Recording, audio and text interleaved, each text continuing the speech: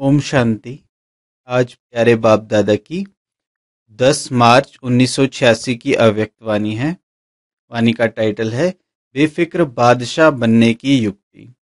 फिक्र से फारिग करने वाले बाप दादा बोले, आज बाप दादा बेफिक्र बादशाहों की सभा देख रहे हैं। ये राज्य सभा सारे कल्प में विचित्र सभा है।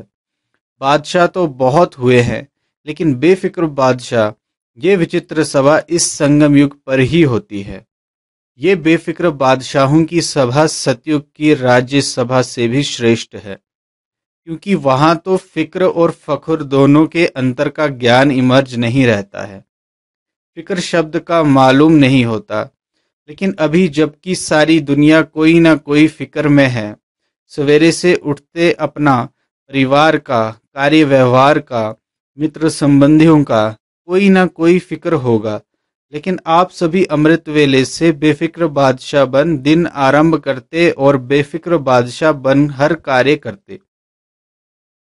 बेफिक्र बादशाह बन आराम की नींद करते, सुख की नींद, शांति की नींद करते हो। ऐसे बेफिक्र बादशाह बन गए। ऐसे बने हो या कोई फिक्र है? बाप के ऊपर जिम्मेवारी दे दी तो बेफिक्र हो गए। अपने ऊपर जिम्मेवारी समझने से फिक्र होता है। जिम्मेवारी बाप की है और मैं निमित्त सेवाधारी हूँ। मैं निमित्त कर्म योगी हूँ। करावनहार बाप है, निमित्त करनहार मैं हूँ। अगर ये स्मृति हर समय स्वतः ही रहती है तो सदा ही बेफिक्र बादशाह है।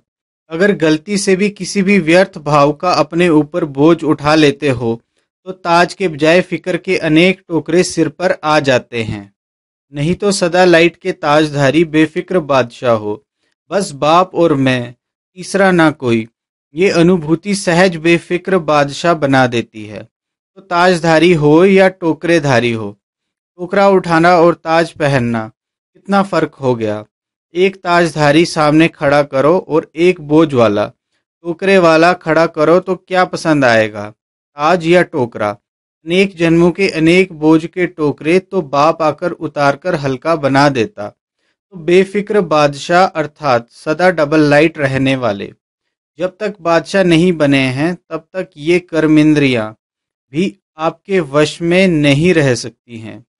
राजा बनते हो तब ही माया जीत, कर्मेंद्रिय जीत, प्रकृति जीत बनते हो।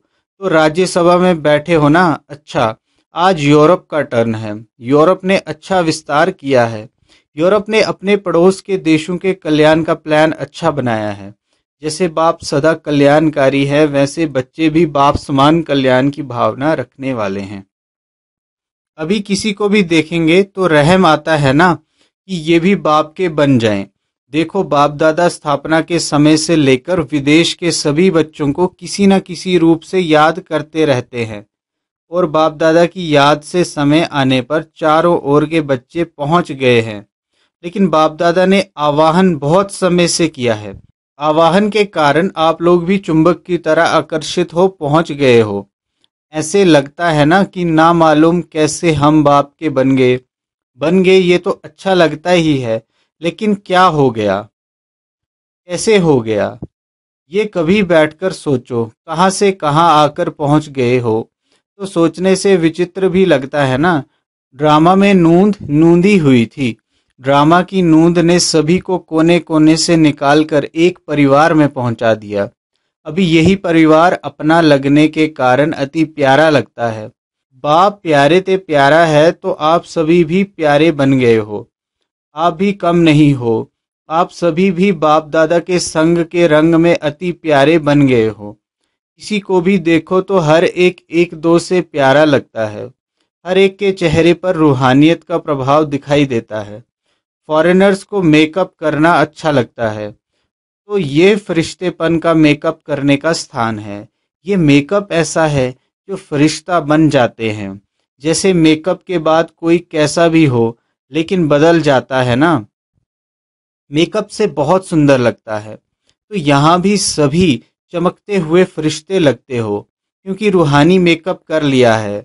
उस मेकअप में तो नुकसान भी होता है, इसमें कोई नुकसान नहीं। तो सभी चमकते हुए सर्व के स्नेही आत्माएं हो ना। यहाँ स्नेह के बिना और कुछ है ही नहीं।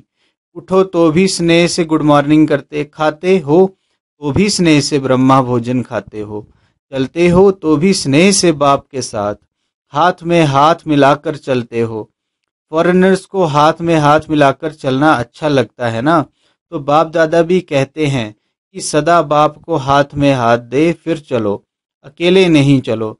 अकेले चलेंगे तो कभी बोर हो जाएंगे और कभी किसकी नज़र भी पड़ जाएगी। बाप के साथ चलेंगे तो एक तो कभी भी माया की नज़र नहीं पड़ेगी और दूसरा साथ होने के कारण सदा ही खुशी खुशी से मौज से खाते चलते मौज मनाते जाएंगे। तो साथी सबको पसंद है ना, या और कोई चाहिए? और कोई कंपेनियन की ज़रूरत तो नहीं है ना? कभी थोड़ा दिल बहलाने के लिए कोई और चाहिए? धोखे देने वाले संबंध से छूट गए, उसमें धोखा भी है और दुख भी है। अभी ऐसे संबंध में आ गए जहां ना धोखा है ना दुख है, बच गए, सदा के लिए बच गए। ऐसे पक्के हो, कोई कच्चे तो नहीं, ऐसे तो नहीं वहां जाकर पत्र लिखेंगे कि क्या करें कैसे करें, माया आ गई। यूरोप वालों ने विशेष कौन सी कमाल की है? बाप दादा सदा देखते रहे हैं कि बाप जो कहते हैं कि हर वर्ष बाप के आगे गुलदस्ता ले करके आना, वह बाप के बोल प्रैक्टिकल में लाने का सभी ने अच्छा अटेंशन रखा है। ये उमंग सदा ही रहा है और अभी भी है कि हर वर्ष नए नए बिछड़े हुए बाप के बच्चे अपने घर में पहुंचे, अपने परिवार में पहुंचे। तो बाप दादा देख रहे हैं कि यूरोप ने भी ये लक्ष्य रख करके वृद्धि अच्छी की है। तो बाप के महावाक्यों को, आज्ञा को पालन करने वाले आज्ञाकारी कहलाए जाते हैं।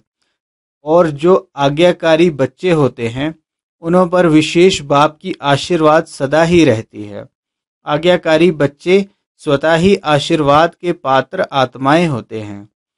सदा कुछ वर्ष पहले कितने थोड़े थे, लेकिन हर साल वृद्धि को प्राप्त करते, बड़े ते बड़ा परिवार बन गया। तो 1 से 2, 2 से 3, अभी कितने सेंटर हो गए। यूके तो अलग बड़ा है ही, कनेक्शन तो सबका यूके से ही है, क्योंकि विदेश का फाउंडेशन तो वही है। कितनी भी शाखाएं निकल जाएं, झाड़ विस्तार को प्राप्त करता रहे, लेकिन कनेक्शन तो फाउंडेशन में होता ही है। अगर फाउंडेशन से कनेक्शन नहीं रहे तो फिर विस्तार को, वृद्धि को कैसे प्राप्त करें? लंदन में विशेष अनन्य रत्न को निमित्त बनाया, क्योंकि फाउंडेशन है ना, तो सभी का कनेक्शन डायरेक्शन सहज मिलने से पुरुषार्थ और सेवा दोनों में सहज हो जाता है।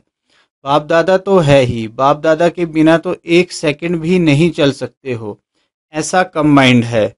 फिर भी साकार रूप में सेवा के साधनों में, सेवा के प्रोग्राम्स प्लान्स में, और साथ साथ अपनी स्वोन्नति के लिए भी किसी को भी कोई भी डायरेक्शन चाहिए तो कनेक्शन रखा हुआ है। ये भी निमित्त बनाए हुए माध्यम है जिससे सहज ही हल मिल सके। कई बार ऐसे माया के तूफान आते हैं जो बुद्धि को क्लियर ना होने के कारण बाप दादा के डायरेक्शन को, शक्ति को कैच नहीं कर सकते हैं। ऐसे टाइम के लिए फिर साकार माध्यम निमित्त बनाए हुए हैं, जिसको आप लोग कहते हो दादियाँ दीदियाँ। ये निमित्त है जिससे टाइम वेस्ट ना जावे। बाकी बाप दादा जानते हैं कि हिम्मत वाले हैं, वहाँ से ही निकलकर और वहाँ ही सेवा के निमित्त बन गए हैं। तो चैरिटी बिगिंस एट होम का पाठ अच्छा पक्का किया है। वहाँ के ही निमित्त वृद्धि को प्राप्त कराना, ये बहुत अच्छा है।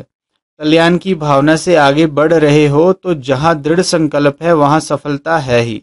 कुछ भी हो जाए लेकिन सेवा में सफलता पानी ही है।